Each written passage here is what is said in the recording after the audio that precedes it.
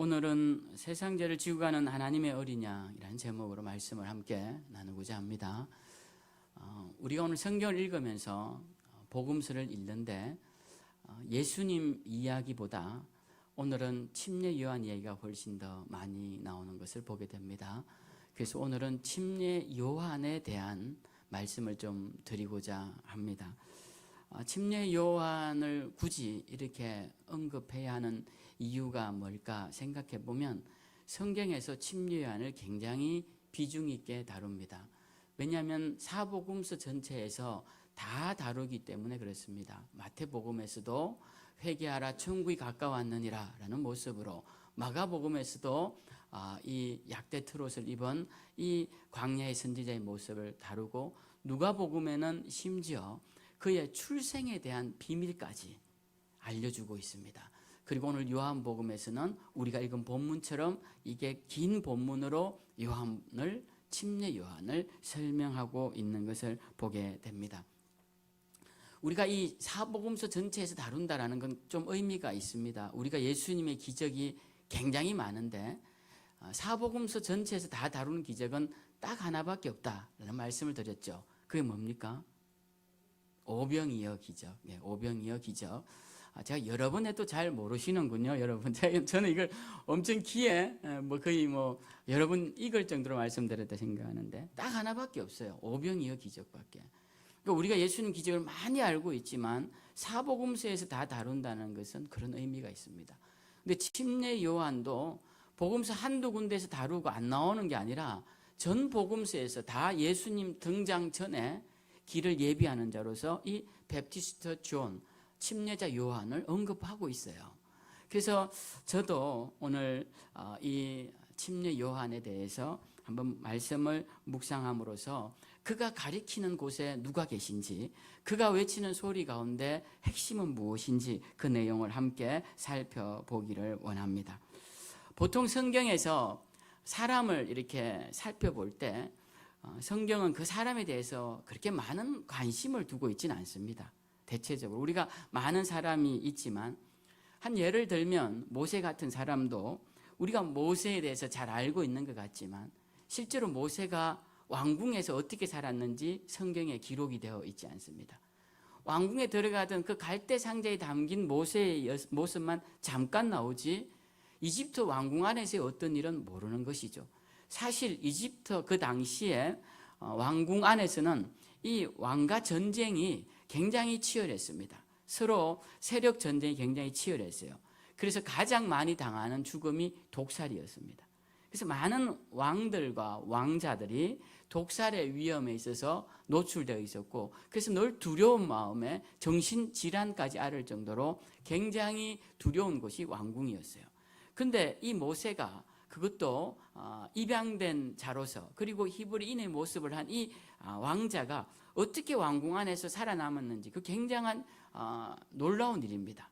그래서 거기에 대한 여러 추측들도 있지만 성경은 그런 이야기 하나도 안 하죠. 그가 어떻게 살아남았는지, 어떻게 공부를 했는지, 어떻게 공주의 아들로서 잘 살 수 있었는지에 대한 내용이 나오지 않습니다. 그리고 우리는 모세가 40에 광야로 나가서 또 40년 동안 광야에서 양을 칠 때, 목자로서 살아갈 때 거기에 대한 내용도 성경에 나오지 않습니다. 그가 어떻게 그 광야 생활을 했는지 나오지가 않아요. 우리 같으면 이런 생각이 들만합니다. 이집트 왕궁에서 학문을 익혔고 무예도 익히고 여러 가지 처세와 인문학부터 해서 많은 고전들을 익혔을 것입니다. 그래서 40이 되면 굉장히 성숙한 시기인데 그때 광야로 갔으니 그곳에서 모세가 제자들을 불러서 제자 양육도 하고 또 무술도 가르치고 거기에 군관학교를 세워서 이스라엘 독립을 위하여서 독립군 어떤 양성소도 만들 수 있었지 않겠습니까? 충분히 짐작이 가능한 이야기, 그렇게 할 수 있는 역량이 있었고 그럴 수 있는 상황이었죠. 근데 모세가 했는지 안 했는지 성경에 나오지 않는데 정황상으로 안 한 것 같은데, 문제는 그 40년의 시간이 아예 기록이 안 되어 있다는 것입니다. 그러니까 하나님은, 성경은 이 사람에 대해서 그렇게 큰 관심이 없어요. 그가 왕궁에 살았던, 그가 광야에 살았던, 그 80년의 시간이 어땠든 그런 게 중요한 게 아니라 모세가 어느 순간 주님을 만나고 하나님을 만나고 그때부터 하나님으로부터 쓰임을 받던 그 이집트에 돌아가서 이스라엘 백성들을 데리고 광야로 나오던 그 시간에 대해서만 성경은 관심을 가지고 있다라는 것입니다. 근데 우리 그리스도인들은 오늘 이것을 보면서 성경이 가지고 있지 않는 사람에 대한 관심을 많은 그리스도인들이 갖는 걸 보게 돼요. 우리는 세상 사람들에게 많은 관심을 갖습니다. 요즘은 특히나 이 사회적 인터넷 소통망으로 인해서 사람들이 나에게 관심을 갖는 것에 굉장히 예민합니다. 그래서 나를 10명이 봐줬다. 또 1000명이 봐줬다. 어떤 사람은 100만 명이 봐줬다. 이렇게 하면 그 사람은 굉장한 인플루언서로 이제 영향력 있는 사람으로 인식이 되죠. 근데 성경은 실제로 사람에 대해서 별 관심이 없습니다. 그가 어떤 사람인지, 어떻게 살았는지, 무슨 일을 했는지, 어디서 공부했는지, 그러니까 어떤 직업을 가졌는지 그렇게 관심이 없어요. 성경이 관심을 갖는 것은 그 사람이 하나님과 어떤 관계 속에서 살았는지 거기에 대한 관심이 많다라는 것입니다. 근데 우리는 오늘 침례 요한이라는 한 사람에 대해서 공부를 해야 됩니다. 그럼 왜 우리는 침례 요한을 묵상할까요? 그것은 침례 요한이 가리키고 있는 그 종착점에 있는 그 예수 그리스도를 알기 위해서 그를 살펴보는 겁니다. 우리도 오늘날 신앙생활 하면서 말씀을 듣거나 또 신앙생활 할 때 사람의 관심을 갖는 사람들이 많습니다. 저 목사님은 어디서 공부를 했고 또 어떻게 능력이 있고 또 어떤 분이고 해서 많은 이야기를 해요. 그리고 또 그 목사님에 대해서 물어보기도 합니다. 이런 훌륭한 목사님, 저보고도 그런 이야기를 해요. 목사님, 그런 목사님 설교 들어보셨냐고. 또 그리고 그런 영상을 보내주기도 하고. 그래서 제가 대부분 보면 못 들어본 분들이에요. 그리고 잘 안 들어봅니다. 제가 며칠 전에 TV를 틀다가 우연히 잘 아는 목사님이 설교를 하시길래 신기해서 설교를 끝까지 다 들었습니다. 제 아내가 신기한지 당신 그 끝까지 다 듣냐고. 저는 한 번도 끝까지 들은 적이 없어요. 설교를 TV로 처음부터 끝까지 들은 적이 없습니다. 저 영상을 보내주셔도 저는 처음부터 끝까지 거의 본 사람이 없어요. 저의 관심은 그 사람에게 있지 않습니다. 그가 전하는 메시지는 성경에도 있는 것이고요. 그래서 저는 사람에 대한 관심보다는 그 사람이 가리키고 있는 예수님의 관심이 있는데 그가 자꾸 사람 이야기하고 자기 이야기하고 그렇게 하면 그때부터 마음이 불편해지기 시작합니다. 우리가 침례 요한을 공부한다고 해서 침례 요한이 대단하다, 물론 대단한 사람입니다. 앞으로 나오겠지만 그렇지만 침례 요한에 초점이 맞춰진 것이 아니라 이 사람이 가리키고 있는 예수 그리스도 그분을 자세히 알아보기 위해서 오늘 성경도 이렇게 길게 언급하니까 제가 함께 나누고자 합니다. 오늘 침례 요한은 그가 가리키는 손끝에 예수 그리스도를 가리키고 있고요. 그가 외치는 소리 가운데 핵심이 예수 그리스도라고 말하고 있습니다. 그래서 우리가 한번 그의 손길을 따라 오늘 한번 걸어가 보고자 합니다. 오늘 나오는 침례 요한은 예수님이 등장하기 전에 항상 등장하는 사람인데요. 마태복음에 보면 그가 이렇게 말합니다. 회개하라, 천국이 가까이 왔느니라. 예수님이 하신 말씀 그 전에 침례 요한이 먼저 합니다. 그렇게 하면서 사람들에게 회개를 선포하고 침례를 받아라, 제시섬에 침례를 받아라 라고 하니까 많은 사람들이 그의 말을 듣고 죄를 회개하고 침례를 받습니다. 그러자 유대 당국에서 이 침례 요한을 주목하기 시작합니다. 이 사람이 이렇게 영향력이 커지니까 이에게 찾아옵니다. 찾아와서 묻습니다. 너는 누구냐? 너는 누구냐? 이 질문에는 이런 의미가 있습니다. 네가 정말 이스라엘을 구원하기 위해 온다던 그 그리스도냐? 라고 물은 겁니다. 그러자 요한이 20절에 오늘 읽은 본문이죠. 20절에 이렇게 대답합니다. 나는 그리스도가 아니라, 나는 그리스도가 아니야 라고 말합니다. 그러자 또 묻습니다. 그러면 네가 엘리야냐? 그러자 침례 요한이 아니라 라고 대답합니다. 그러면 네가 그 선지자냐, 이 정관사가 붙어있는 그 선지자냐라고 묻습니다. 그러자 그것도 아니라라고 대답을 합니다. 사실 엘리야냐라고 물은 이유가 있습니다. 말라기 4장 5절에 보면 보라, 여호와의 크고 두려운 날이 이르기 전에 내가 선지자 엘리야를 너희에게 보내리니 라는 말씀이 있습니다. 그러니까 이 엘리야가 곧 올 건데 그 예언된 엘리야가 바로 너냐라고 묻는 거예요. 그래서 침례 요한이 아니야, 그 예언된 엘리야가 내가 아니야 라고 대답을 합니다. 그리고 또 두 번째, 그 선지자냐라고 물은 그 말은 신명기 18장 15절에 나오는 모세의 마지막 설교 중에 나오는 말인데요, 그 설교에 보면 이런 말이 있습니다. 하나님께서 너희들 가운데 나와 같은 선지자 하나를 일으킬 것이다 라고 미리 예언을 합니다. 그래서 사람들이 모세가 예언한 그 선지자를 기다리고 있었는데 혹시 당신이 모세가 예언한 그 선지자냐라고 묻는 것이에요. 그러자 이 침례 요한이 아니라, 그도 아니다라고 말을 합니다.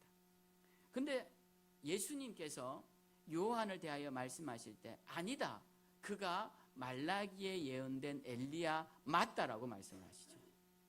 침례 요한이 말라기에 예언된 그 예언자가 맞다라고 예수님이 말씀하셨습니다. 그러니까 요한은 대단한 사람이, 침례 요한은, 이 사도 요한이 아니라 침례 요한은 대단한 사람이에요. 왜냐하면 성경에서 예언된 사람이, 예언자들이 예언해서 그 뒤에 응답으로 나온 예언자는 이 침례 요한 외에는 아무도 없습니다. 그러니까 놀라운 일이죠. 이 침례 요한은 마지막 예언자라고 할 만큼 하나님 앞에서 크게 쓰임받던 자였고, 심지어는 이 침례 요한을 예수님은 이보다 더 큰 자가 없다라고까지 말씀을 하셨어요. 그런데 요한은 스스로를 어떻게 말하느냐 하면, 나는 그런 예언된 엘리야도 아니고 그와 같은 선지자도 아니야. 나는 누구냐라고 했을 때 나는 광야에서 외치는 자의 소리다라고 이사야서 말씀을 인용해서 이야기를 합니다. 사람들은 오늘날 자기 자신을 대단하게 포장하는 일에 굉장히 익숙합니다. 그래서 SNS나 이런 데 보면 거기에 자기 자신을 굉장히 멋지게 포장해서 그 순간을 찍어서 많은 사람들에게 내가 이렇게 멋진 사람이야 라고 이야기하는 것이 오늘날 세태의 현상입니다. 그리고 사람들은 자기를 잘 PR하는 것이 기술이다라고 생각하고 자기를 드러내기를 좋아합니다.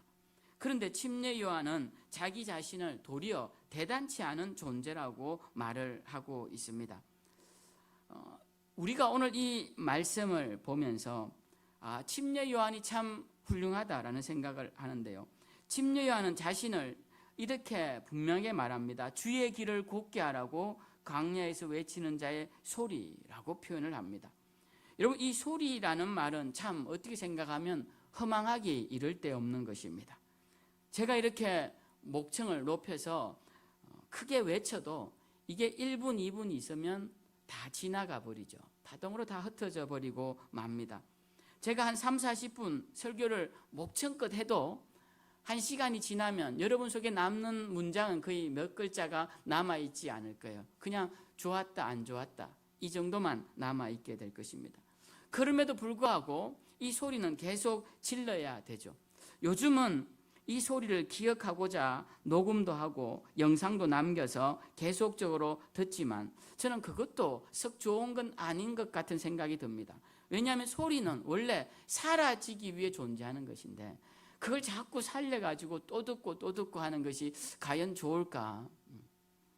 마치 죽지 못한 병든 짐승 같은 그런 소리를 계속 틀고 해서 생명력 잃어버린 소리만 난무하고 있지는 않은가, 이런 생각도 제가 해봤습니다. 어찌되었든 그것이 꼭 나쁜 것은 아니지만 소리가 갖고 있는 원래적 속성은 듣고 사라진다라는 것이죠. 침례 요한은 자기를 뭐라고 말하느냐 하면 돌비에 새겨진 글자라고 이야기하지 않습니다. 자신이 꼭 기억되어야 할 멋진 그런 도자기에 새겨진 그림이라고 말하지 않습니다. 그는 자신을 그냥 한순간 소리 내다가 사라질 그냥 한 소리에 불과하다라고 이야기를 하는 것이죠. 그러니까 그의 이 고백 속에 얼마나 그의 겸손함이 들어가 있나 알 수가 있어요. 그리고 자기 자신이 어떤 존재인지를 얼마나 분명하게 아는지 우리가 알 수 있습니다. 우리도 그래야 합니다. 우리 그리스도인들도 우리가 하나님 앞에서 우리 자신이 소리에 불과하다는 생각을 잊지 말아야 합니다. 우리를 영원히 그 이름을 남길 것처럼 세상 사람들이 호랑이가 가죽을 남기고 사람이 이름을 남긴다고 해서 그 어릴 때부터 수도 없이 들었는데 그 이름을 남겨야 된다, 그런 생각하실 필요 없습니다. 우리의 이름은 남기기 위해 존재하는 게 아니에요. 우리는 하나님의 소리이기 때문에 하나님이 불러주시는 것으로 감사하고 그 들은 소리를 전하는 그런 소리에 불과하고, 그래서 사라지는 것에 대한 두려움을 가질 필요가 없습니다. 그게 우리의 정체성이기 때문에 그렇다라는 것이죠. 침례 요한은 많은 사람들이 그를 따랐지만 자신은 광야에서 외쳐지는 소리에 불과하다고 멋진 표현을 우리에게 하였습니다. 우리도 여러분 소리입니다. 우리도 주님의 소리예요. 우리도 누군가에게 한 번도 들어보지 못한 복음의 소리가 바로 우리인 것입니다. 우리를 만난다면 누군가가 우리의 소리를 들어야 할 것이고, 우리와 함께 산다면 누군가가 나를 통하여서 예수 믿으라는 소리를 한번 들어봐야 할 것입니다. 우리 그리스도인들이 그리스도인답지 못한 전형적인 모습이 뭐냐면, 수십 년 동안 나와 교제하면서 내가 그리스도인임을 몰랐습니다. 그 말을 듣는 것만큼 부끄러운 일이 있을까라는 생각이 듭니다. 함께 이웃으로 살면서 당신이 교회 다니는 사람인 줄 몰랐습니다 라는 말을 듣는다면 정말 저는 그 사람이 그리스도인이 아닐 가능성이 크다라는 생각을 하게 됩니다. 우리가 그리스도의 소리라면 소리는 반드시 들리게 되어 있습니다. 들리지 않는 소리는 없죠. 들리지 않는 것은 소리라고 우리가 호칭하지 않습니다. 반드시 소리는 누구의 귀에 들려 있게 되어 있습니다. 그렇기 때문에 우리는 누군가에게 소리를 내야 합니다. 내 소리를 듣고도 오지 않는다면, 내 소리를 듣고도 관심을 갖지 않는다면 그 다음은 그의 몫이요 주님의 몫인 것입니다. 소리는 그냥 소리만 내면 되는 것입니다. 제가 오늘 일부 예배에 10명도 안 오신 분들, 그분들에게 설교하나, 오늘 8, 90명 모인 분에게 설교하나, 어디 가서 1000명 모인데 설교하나, 동일한 것이에요. 그냥 나는 소리에 불과한 것입니다. 그 소리는 그냥 하나님이 하라고 하시는 것을 전할 뿐이죠. 여기 모인 우리는 모두가 하나님의 소리들입니다. 어떤 사람은 찬양의 소리이고, 오늘 찬양 참 은혜롭게 하셨는데 그 찬양도 연습 많이 하시고, 그죠? 그렇지만 그 소리가 한 3, 4분이면 다 끝나버립니다. 끝나면 이제 또 다 기억에서 잊어버리죠. 우리는 그 3, 4분을 위해서 열심히 연습을 한 겁니다. 주님의 찬양의 소리가 되기 위해서. 멋지지 않습니까? 저만 멋진 것 같네, 표정 보니까. 네. 어떤 사람은 우리는 기도의 소리입니다. 하나님께 향해 울려 퍼지는 기도의 소리. 그 사람을 가까이 하면 그 사람에게 늘 기도의 소리가 들려요. 그의 가정에 가면 그의 기도의 소리가 들리고, 또 그를 만나면 나를 위해 기도해 주는 기도의 소리가 들리고, 그게 우리의 삶의 정체성입니다. 어떤 사람은 복음 전파의 소리입니다. 그만 만나면 교회 가자 그러고, 그만 만나면 예수 믿자 그러고, 그게 바로 우리의 삶의 모습이다라는 것입니다. 저는 하나님 앞에서 하나님을 위한 그 어떤 소리도 헛되지 않다고 생각합니다. 제가 예전에 부사역자 있을 때 저녁 기도를 인도하는데, 그날은 무슨 날인지 딱 한 분이 오셨더라고요. 한 분을 놓고 이걸 굳이 설교할 필요가 없이 그냥 조용히 성경 공부를 해도 되는데 예배 시간이라 설교를 했던 기억이 납니다. 그때가 처음이자 마지막이었던 것 같아요. 한 분을 놓고 예배를 인도했던 것. 하나님께서 하라고 하시면 한 분이라도 어떻고 수천 명이라도 어떻습니까? 우리는 그냥 외쳐지는 소리에 불과하다라는 것입니다. 오늘 침례 요한은 자신을 광야에서 외치는 소리라고 합니다. 그 소리가 누구의 소리일까요? 예수의 소리인 것입니다. 예수님은, 요한이 예수님을 이렇게 소개합니다. 예수님은 하나님의 소리이시다. 하나님의 소리이시다. 그 소리가 하나님과 함께 계셨고 그분이 하나님이시다. 오늘 침례 요한이 나는 예수 그리스도의 소리다. 그 소리라는 것은 내가 예수 그리스도와 하나가 된 자다라고 말합니다. 이 침례 요한이 베푼 침례는 바로 어떤 의미가 있느냐? 오늘날 우리가 하는 이멀전 베프티즘은 이 침수 침례라고 이제 부르는데요. 이 물에 잠기는 침례는 물에 들어갈 때 예수 그리스도와 함께 죽는 것입니다. 그리고 물에 잠기면 예수 그리스도와 함께 장사된 겁니다. 그리고 물에서 올라올 때는 예수 그리스도와 부활한 겁니다. 이 말은 내가 예수 그리스도와 연합이 되었다는 것입니다. 이 그리스도의 소리였던 침례 요한이 베풀었던 것이 그리스도와의 연합의 의미를 다룬, 후에 바울이 물론 설명하지만, 그렇다면 우리도 예수 그리스도의 소리가 된다면 우리는 예수 그리스도와 연합을 이루는 자가 된다는 것입니다. 우리가 계속적으로 요한복음 1장 시작하면서 나오는 게 소리 이야기 아닙니까? 소리. 여러분, 소리는 생각보다 종교에서 중요합니다. 많은 종교들이 소리를 굉장히 중요하게 생각해요. 그래서 불교에서도 이 모든 세상에 거론되는 소리가 있다고 가르칩니다. 그 소리. 그 소리를 외우게 하죠. 혹시 압니까? 그 소리가 뭔지? 알 필요가 없어 제가 하나 알려드리겠습니다. 그런 소리가 있다고 말을 해요. 그러니까 이런 어떤 종교성을 가진 또 영적인 사람들은 소리를 굉장히 중요하게 생각해요. 소리를. 그래서 우리도 그리스도의 뭐가 되어야 되느냐? 침묵하는 언어가 아니라 우리는 그리스도의 소리가 되어야 할 것이고, 그 소리가 결국 그리스도와 연합을 이루게 될 것이고, 연합을 이룬 우리가 그리스도와 함께 영원한 복락을 누리게 되는 것이 성경의 큰 주류적인 흐름이다라는 것이죠. 우리는 예수 그리스도의 소리, 그분을 이야기하는 그분의 소리여야 합니다. 그런데 자꾸 다른 것 이야기하는 사람들이 많아요. 말을 하다 보면 다른 이야기, 물론 일상의 대화에서는 다른 것 할 수 있지만, 제가 여기 강단에 서서 주의 말씀을 들고 서서 다른 이야기를 하면 여러분 어떻습니까? 그걸 들을 수가 있겠습니까? 어떤 설교가들이, 예전 종교개혁가들이 했던 한 손의 신문, 한 손의 성경 이 이야기하면서 자꾸 세상적인 어떤 통찰에 대한 이야기를 하는데, 여러분, 그런 세상적인 이야기는 물론 신문을 보고 세상에 대한 통찰력을 가져야 하지만 이 자리에서 제가 해야 할 일이 아닙니다. 그것은 세상을 좀 더 통찰력 있게 볼 줄 아는 시사 토론회나 이런 데서 하시거나, 아니면 그런 정치 철학이 분명한 사람들, 많은 지혜로운 사람들, 이런 사람들에게서 들어야 되지 저 같은 사람에게서 어떻게 그런 말이 나오겠습니까? 저는 어떤 사람이냐? 오늘 성경에서 전하라고 하는 이 메시지를 그냥 전하는 스피커에 불과한 것이에요. 전 스피커에 불과한 것입니다. 주님이 하라고 하시니까 하는 것이죠. 그래서 여러분, 제 이름이 기억될 필요도 없고 제 이름이 기록될 필요도 없어요. 그냥 오직 예수 그리스도 그 이름만 기억되고 기록되면 된다라는 것입니다. 그것이 오늘 침례 요한이 하던 일이었습니다. 침례 요한이 그러면 왜 이렇게 주님 이야기만 할까요? 나라가 평온해서 그럴까요? 그렇지 않습니다. 침례 요한의 시대는요, 나라가 굉장히 혼란하던 시대였습니다. 성경에는 두 번의 블랙아웃이 나옵니다.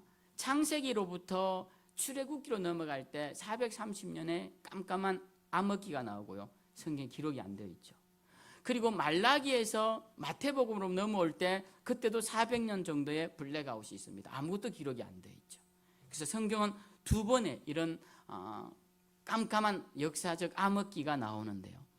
이 말라기에서 마태복음으로 넘어올 때 많은 일들이 있었습니다. 이걸 신구약 중간기라고 하는데, 이때 이스라엘 백성들이 셀루코스 왕조에 대항해서 알렉산더가 죽고 나누어진 나라들 가운데 셀루코스 왕국의 지배를 받을 때, 그때 이 왕조에 대항해 가지고 혁명을 일으킵니다. 그 혁명이 마카비 혁명인데요. 그 마카비 혁명을 통해서 이스라엘 백성들이 독립을 이룹니다. 그래서 한 80년 가까이 하스모니안 왕조를 이루어요. 독립된 왕조. 근데 이 하스모니안 왕조가 정말 어렵게 독립이 했으면 잘 살아야 되는데, 외부 세력이 아니라 그 안에서의 분열로 인해서 나라가 다시 망하게 됩니다. 그리고는 자연스럽게 로마에 흡수가 되고, 그때 에돔인 출신 유대인인 헤롯이 분봉왕으로 임명받고 나라를 통치하던 시기에 그때 침례 요한이 활동을 했던 거예요. 그러니까 역사적으로 굉장히 격동기입니다. 불과 수십 년 전에 우리는 독립되어 있었고 지금 나라를 잃었지만 다시 그럴 가능성이 깊은 이런 정치적 혼란기에, 그래서 여기 급진주의자들도 많이 나옵니다. 가룟 유다 같은 사람들, 그리고 셀로딘 같은 사람들, 시몬 같은 사람들, 이런 사람들은 과격한 급진주의자들이에요. 우리가 투쟁해서 나라를 찾아야 된다는 거예요. 잃어버린 나라를. 이런 정치적 격동기에 침례 요한이 지도자로 서 있었습니다. 그런데 오늘 여러분 침례 요한이 어떤 이야기 합니까? 그가 정치 이야기하는 게 아니에요. 그가 무슨 이야기 합니까? 오직 예수 그리스도 그 이야기하는 거예요. 그는 자신이 왜 이 땅에 보냄을 받았는지를 분명히 아는 사람입니다. 군인이면 전쟁에 나가서 싸워야죠. 군인이기 때문에. 그죠? 학자면 학문의 전당에 가서 학문을 연구해야죠. 학자이기 때문에. 그런데 침례 요한은 무엇이었습니까? 선지자였어요. 선지자였기 때문에 그는 예수의 길을 예비하는 것입니다. 우리가 누구인지를 아는 것은 굉장히 중요합니다. 오늘 침례 요한은 자신을 광야에서 외쳐지는 소리라고 분명히 말하고 있어요. 여러분들은 누굽니까? 우리가 오늘 침례 요한을 보면서 그의 겸손한 고백을 우리 삶에 다시 한번 생각해야 합니다. 사람들은 요한에게 찾아옵니다. 이 침례 요한에게 찾아와서 요한복음 3장에 보면 당신의 제자들이 다 저 예수라는 청년에게로 가고 있어요. 이렇게 말을 합니다. 이제 그때 막 예수님이 등장하던 시기예요. 이 침례 요한이 예수님을 알아보고 나는 그리스도가 아니라 그의 앞에 보내심을 받은 자라. 참된 자는, 참된 신랑은 바로 그분이다. 이렇게 이야기합니다. 그러면서 3장 29절에 신부를 취하는 자는 신랑이어야 하고, 이 유명한 말씀입니다. 귀한 말씀이죠. 신부를 취하는 자는 당연히 신랑이어야 되죠. 이 신랑이 누구라는 겁니까? 예수 그리스도라는 거예요. 그리고 신랑의 친구 된 자들은 그 모습을 보고 기뻐해야 하노라. 지금 침례 요한은 누구라는 겁니까? 신랑의 친구라는 거예요.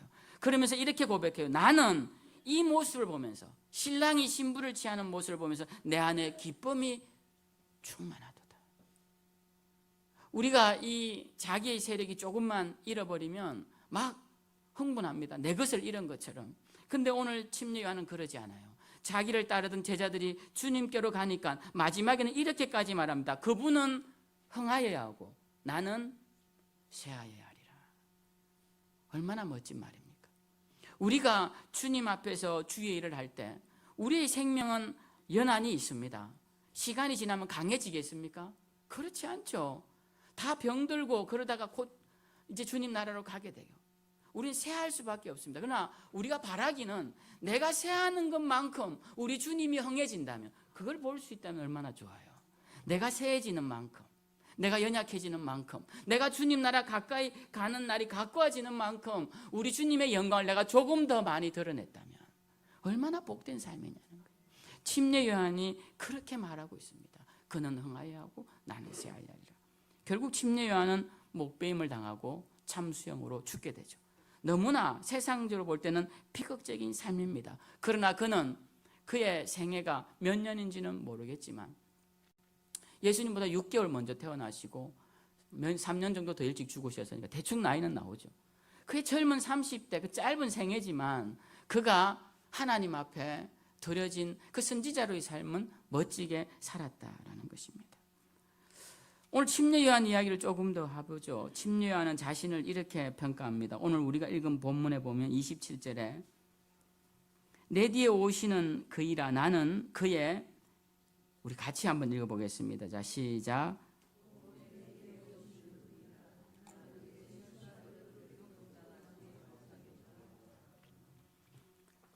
이 침례 요한은 자신을 예수님의 신발끈을 풀기도 감당치 못하는 자라고 말합니다.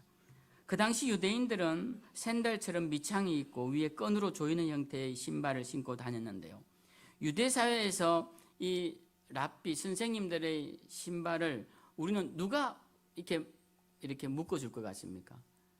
제자들일 거라고 생각하잖아요. 근데 그렇지 않아요. 이 신발끈은 노예들이 매줍니다. 그러니까 제자들도 스승의 신발끈은 매지 않아요. 노예들만이 신발끈을 메어줘요. 그러니까 침례 요한이 오늘 예수님에 대해서 어떻게 이야기하냐면 나는 그분의 신발끈을 메어드리기에도 부족한 자다. 결국 나는 노예만도 신발끈을 풀기도 감당치 못한다. 나는 결국 노예만도 못한 자다라고 고백을 하고 있습니다. 근데 오늘날 여러분 그리스도를 섬기는 자들을 보십시오. 예수 때문에 이름 조금 높아지면 거의 하나님 수준으로 가 있습니다. 거의 공중에 구름 타고 다녀요. 사람들이 그를 무슨 극진한 대우를 해주고 그렇게 받아야 되는 사람으로 착각합니다.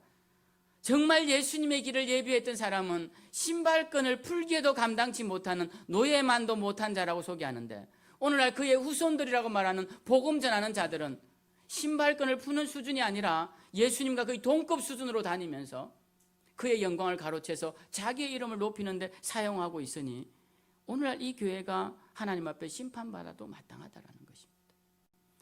주의 종들만 그러냐라는 것이에요. 주의 종들만. 성도들은 그렇지 않습니까? 성도들도 온통 내 일만 관심이 있어요. 예수 이름 통하여서 내 사업이 잘 되고, 내가 건강해야 되고, 내가 오래 살아야 돼, 내 자녀들 잘 돼야 되고. 그래서 대학 입학 시즌이 되면 기도회마다 얼마나 차고 넘치는지 몰라요. 그래서 합격하고 나면 다 밀물 빠지듯이. 저도 부사역자로 있던 교회 때 그 일 열심히 했습니다.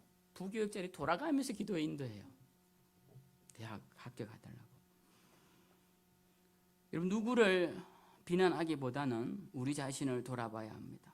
오늘 이 침례 요한이 하고자 했던 일은 오직 예수 그리스도 그 존귀한 이름을 드러내는 것입니다. 그러니까 여러분, 누가 혹시 자기 이름을 예수님 이름 빙자해서 자꾸 드러내면 가까이 하지 마십시오. 거기서 절대 선한 것이 나오지 않습니다. 오늘 우리가 그가 과연 침례 요한과 같은 자인지를 돌아보아야 한다는 것입니다. 예수님이 이 땅에 오셔서 사람들을 다 포용하셨지만 유일하게 적대적인 모습을 보인 집단이 있습니다. 누구죠? 바리새인들. 여러분, 바리새인들은요, 유대 사회에서 0.1%에 속하는 하이 클래스의 사람들입니다. 그 사람들은 율법적으로도 그렇고 도덕적으로도 그렇고 굉장히 윤리적이고 굉장히 합리적이면서 굉장히 말씀 중심으로 살던 사람이에요. 이들이 만약 오늘날 왔다면 우리는 그리스도인으로서 그들을 대단한 사람들로 평가할 만한 사람들입니다. 그런데 이 사람들의 유일한 문제점이 있었어요. 그게 뭐냐? 자기 의의를 자기가 자랑한다는 거예요. 그래서 사람들이 말합니다. 당신도 나처럼 기도해야 돼. 당신도 나처럼 예배 드려야 돼. 당신도 나처럼 성경 열심히 읽어야 돼. 당신도 나처럼 방언기도 하고 은사 체험하고 그렇게 해야 돼. 라고 하는 순간 그 사람은 바리새인이 돼요. 여러분, 세리와 창기들이 얼마나 악했는지 모릅니다. 식민지 국가에서 세리들만큼 악한 사람들이 어디 있습니까? 돈 걷어서 제국 식민지 국가의 불쌍한 백성들 돈 걷어서 매국노들이죠. 예수님이 그 세리들을 칭찬하셨습니다. 창기들도 칭찬하셨어요. 그러나 이 바리새인들만큼은 용납지 않으셨습니다. 여러분, 우리가 어떤 사람이 돼야 되느냐? 여기서 우리가 중요한 걸 알아야 됩니다. 우리의 삶이 어때야 되느냐? 우리는 예수 그리스도 이름으로 자꾸 높아진다면 빨리 내버려야 합니다. 예수 그리스도 이름으로 자꾸 많이 가지게 된다면 빨리 내놓아야 합니다. 내 이름이 자꾸 많은 사람들에게 알려지면 그때부터 두려워하면서 알려지기를 꺼려야 합니다. 근데 그런 사람들이 있냐고요? 그런 사람들이. 그러니까 우리가 세상을 살면서 침례 요한과 같은 사람을 좋아하면서 우리도 그렇게 돼야 된다고 한다면 우리는 그리스도의 소리로서 주님의 이름만 드러내는 일에 헌신해야 한다는 것입니다. 오늘 침례 요한의 가장 큰 장점은 이것만 묵상하고 마치죠. 예수 그리스도를 올바로 알았다는 것입니다. 오늘 그가 했던 위대한 선포가 있습니다. 29절에 이튿날 요한이 예수께서 자기에게 나오심을 보고 이르되 이렇게 말합니다. 보라, 세상 죄를 지고 가는 하나님의 어린 양이로다. 이 짧은 문장 속에 큰 진리의 말씀이 들어가 있습니다. 유대 사회에서는 다시 오실 메시아가, 곧 오실 메시아가 유대인을 위한 메시아예요. 그리고 유대인의 죄를 위해 오시는 분입니다. 그런데 오늘 침례 요한이 이렇게 말하죠. 세상 죄를 지고 가는, 온 인류 온 세상의 죄를 지고 갈 분이 오신다라는 것입니다. 이것은 사도 요한이 가르치는 중요한 가르침이기도 합니다. 요한복음 3장 17절, 우리 16절은 잘 알죠. 그 다음 절에 나오는 17절에 보면 이런 말씀이 나와요. 하나님이 그 아들을 세상에 보내신 것은 세상을 구원받게 하려 하심이라고 말씀합니다. 세상을 구원하시기 위해 아들을 보내셨다는 거예요. 유대인만을 위한 예수님이 아니라는 것입니다. 유대인만을 위해 십자가를 지신 분이 아니라는 거예요. 그걸 침례 요한이 분명히 알고 선포했다라는 것입니다. 그리고 그는 이렇게 말합니다. 하나님의 어린 양. 하나님의 어린 양. 제가 어린 양에 대해서는 여러 번 설교를 드렸습니다. 이 유월절 어린 양이 왜 중요한지 성경 공부할 때도 말씀을 드리고 설교를 드렸어요. 이 유월절 어린 양의 피는 사람을 살리는 피였습니다. 이집트 안에 있는 무리들 중에 어린 양을 문설주에 바른 자들은 그가 이집트인이라도 살았을 것이고, 그 문설주 어린 양의 피를 바르지 않은 자는 그가 이스라엘인이라 할지라도 죽었습니다. 사람을 구원하는 유일한 방편이 문설주에 바른 어린 양의 피였듯이 이 예수 그리스도가 우리를 살리는 유일한 피가 된다는 걸 침례요한이 십자가에 달리기도 전에 예수 그리스도를 향하여서 깨닫고 사람들에게 선포한 말씀이라는 거예요. 우리도 마찬가지입니다. 우리 삶을 통해 무엇을 선포해야 할까요? 우리가 깨달은 예수 그리스도를 선포해야 합니다. 우리가 만난 예수 그리스도, 우리가 보고 듣고 만진 바 된 그분을 전해야 돼요. 왜? 우리는 그분의 스피커들이니까. 멈춰버린 스피커는 소용이 없습니다. 소리를 내야 합니다. 여러분을 만나는 자들마다 내가 그때 그 사람한테 듣긴 들었었는데 라는 기억이라도 들게끔 그렇게 소리 내어야 합니다. 그것이 오늘 침례 요한을 만난 현대의 그리스도인들이 가져야 할 신앙적 태도라고 저는 생각합니다. 이 말씀 기억하시고 오늘 또 침례 요한처럼 주님의 이름을 드러내며 사시는 저와 여러분들 다 되시기를 주님의 이름으로 축원드립니다.